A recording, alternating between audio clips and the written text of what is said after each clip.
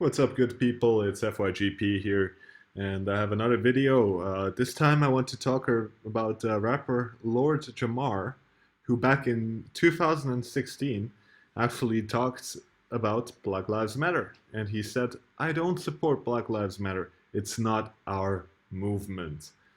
And just a little background on Lord Jamar.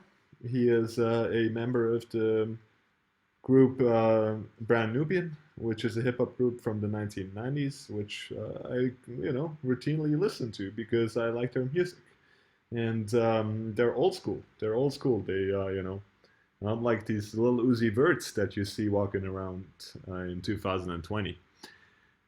So yeah, let's take a look at Lord Jamar, who obviously also is a pro-black person. That is also why he was in a group called Brand Nubian, and he is and there's nothing wrong with that. I mean, everybody should be allowed to be proud of their heritage, proud of their whatever, proud of their background, proud of their culture. Everybody should be allowed to do so. And yeah. Let's take a look at Lord Jamar. He, back in 2016, actually spoke out against Black Lives Matter. Let's take a listen. I grew up as a kid watching the news every night. Right. Like, every night. Right. Because remember, he didn't even say he didn't know the names of some of these rappers, these new rappers. He's like, I don't know. So they're talking about Lil Wayne, right? They're talking about Lil Wayne, who also in the same year was asked about Black Lives Matter, and he said that he doesn't give a shit, basically, that, there's no such thing as racism. That's what Lil Wayne said. So Lord Jamar is being asked about Lil Wayne's comments, and let's take a look at what he has to say. I don't know who Little Uzi Vert is. I don't know all these guys. Like I interviewed Taxstone, and Taxstone pretty much said, look, he's on drugs. Man, Lil Wayne been on drugs for so many years, I don't even expect him to understand what's going on in the world. Mm-hmm. It looked like I don't know, man. Like, I don't know. I just thought that was weird shit. And I'm not no Black Lives Matter supporter. Like, you're not? No. He's not a Black Lives Matter supporter because he knows what the fuck is going on. Absolutely. Why not? Because it's not our movement. It's not their movement. It's not the people of African Americans. It's not their movement. It's not our movement. It's completely right. It's a movement that was given to us by, George Soros and his fucking boys. Precisely, I couldn't have said it any better. It's a movement that has been given to black people by George Soros and his fucking boys. I agree with that, absolutely. Because they saw how things were going and they didn't want it to go back to the 60s to where we start having our own organic movements. That was a big fucking problem for them. So let's give the people a movement. Actually, J. Edgar Hoover said that the biggest threat to America is Negro unity. J. Edgar Hoover, the chief of the FBI back then. So their organic movements within the black community could not be allowed, as Lord Jamar goes on to explain. Movement that we can control. We'll provide them the leaders and all of this type of shit. And that's what Black Lives Matter is. Look at the leaders of Black Lives Matter. Are there leaders of Black Lives Matter? Yeah. Who? Look at these lesbian women who are trying to incorporate, LG, whatever the fuck the letters are. LG, whatever the fuck the letters are, love it, man. Incorporate their concerns into black people's concerns. Go to the website, look it up. Google George Soros and Black Lives Matter, see what comes up. Mm-hmm. Let's look it up. Okay. Y'all out there, George Soros is a fucking multi-billionaire down with some of the 12 richest people in the fucking He raised world. $100 million. Yep. For the Black Lives Matter Coalition. The funding comes in addition to more than 33 million grants from top Democratic Party donor George Soros. Okay, here we go. Okay, so so what billionaire would have done that for the Black Panther Party? 33 million. What billionaire would have done that for the Black Panther Party? That's right. I mean, they have a new Black Panther Party right now, which is also controlled, interestingly enough. So they took over all of these movements. They derailed these movements. There's no legitimate civil rights movements in 2020 anymore. All of them have been hijacked. BLM has been hijacked, as Lord Jamar points out right here. I mean, they have probably been bullshit from the get-go. They have not been hijacked. They've been bullshit from the get-go. Black people were given these movements in the United States. They did not create them themselves. And it's like that with probably most social movements nowadays, no matter which race they sort of target. It's with all of it. It's all controlled. Well, hold on. Hold on. In high school, I read some books about the Black Panther movement. Mm-hmm. Charlton Heston, maybe people like that. The Black Panther movement would have. There was a famous book called Radical Chic and Mau Mau and the Flatcatchers. Okay. And it basically puts you in these scenes where you had these, the Huey P. Newtons and the Bobby Seals would go to these rich white families' houses and have these intellectual debates. I know about that. You know what I'm saying? With these white millionaires. Did anybody give them $30 million? Well, at the end, these people would cut checks. Not no $30 million checks. Not no $30 million checks. Exactly right. Maybe a 5,000, 10,000. You see what I'm saying? This was breakfast programs and, a smaller scale. But you know what I'm talking about. I know exactly what you're talking about. Rich white people have historically financed some of this stuff. Some of it, not all of it. Which is why I said you know some what I of it. mean? Yeah, I and didn't say that all was of it. and that was more guilt money Exactly. rather than Fair enough. control money. See, this started at the impetus of the whole shit. This is control money. This started at the impetus of the whole shit. This is control money. Exactly right. And this happened way back 6 years ago or something like that. It's control money. That's what it is. This is not, oh, I feel bad for what we've done as white people. You came to my house and shamed me, and now I'm going to cut you a check. You know what I mean?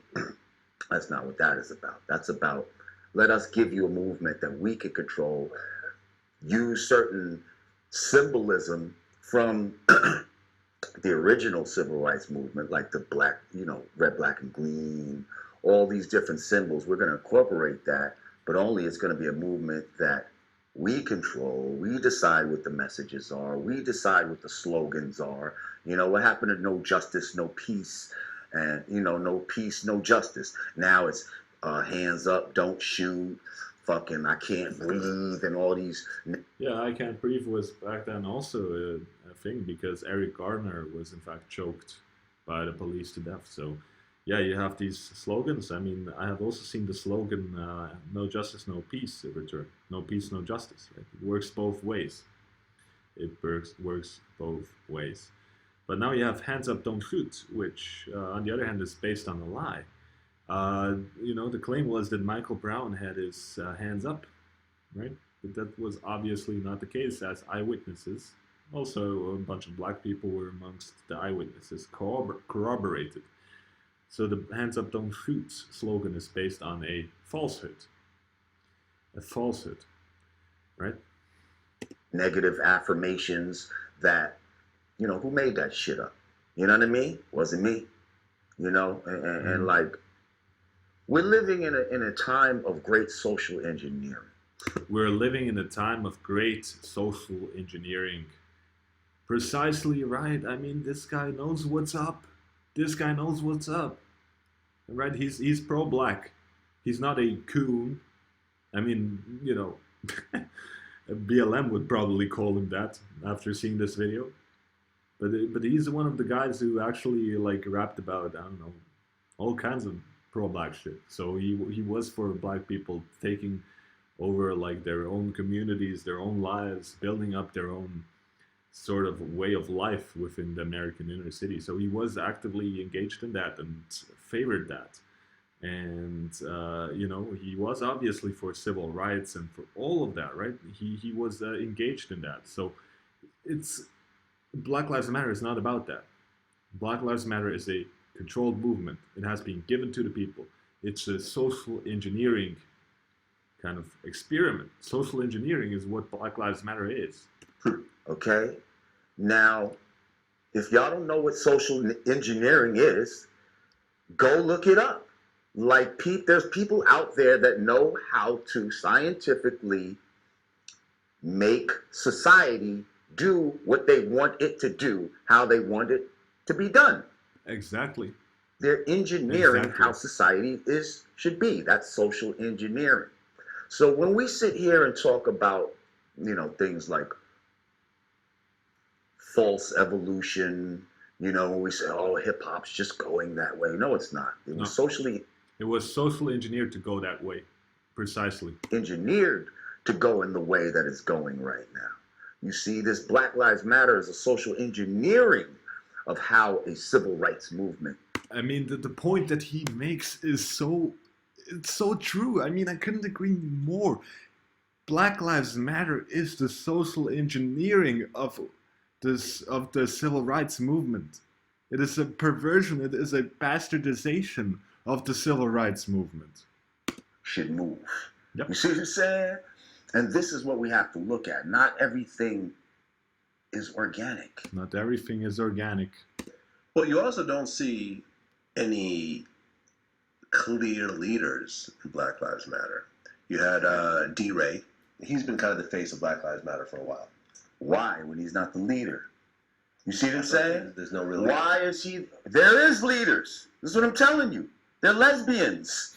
Yeah, exactly. They're black lesbians. Key people are Sean King. A white guy, by the way. He faked his race, basically. Sean King. Who's that? He's a writer for New York Daily News. I'm not talking about key people. Go to the fucking website. Who runs the shit? Is there a website? Yeah. Right. I mean, because when I looked at Black Lives BLM leader, the key people there's no leader that's listed, but the key people that are listed is Sean King, DeRay McKeeson, and Jonetta Elzie. Those people don't run Black Lives Matter. Although they might be the face right now, they're not the ones calling the shots. But even if they're the face, somewhat, they don't hold even remotely the significance of a Martin Luther King. Yep. They don't even remotely hold the significance of a Martin Luther King, even if they are the leaders, right? Okay, we stopped here. We're real movements. Those Elijah Muhammad. Wait 1 second. Marcus Garvey, Elijah Muhammad. What the fuck is happening?